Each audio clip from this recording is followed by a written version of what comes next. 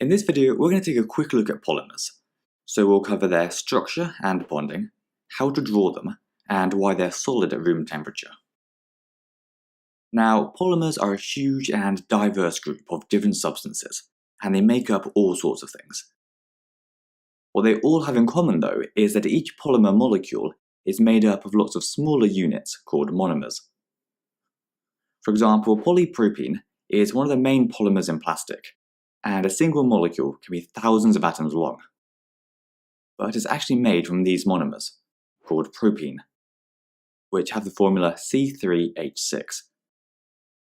And if we line a few of them up, you can see how they could keep adding together again and again until they form a huge polymer chain.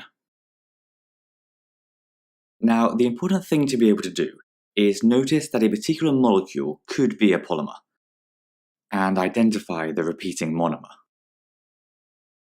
Now, the last thing we need to look at is the melting and boiling points of polymers. The bonds within the polymers are all covalent bonds, which are really strong, and so would require really high temperatures to break. However, to melt or boil polymers, it's not actually these covalent bonds that we need to break. Instead, it's the intermolecular forces between the separate polymer molecules. And these intermolecular forces are much weaker than covalent or ionic bonds. However, because the polymers are so long, they have a high surface area, and so there are loads of these intermolecular forces, which means that to break them all would still require quite a lot of energy.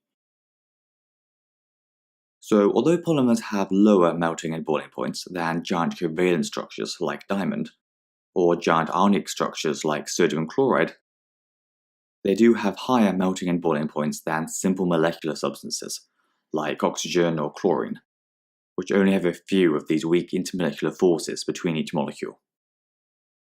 And this is the reason why polymers are generally solid at room temperature.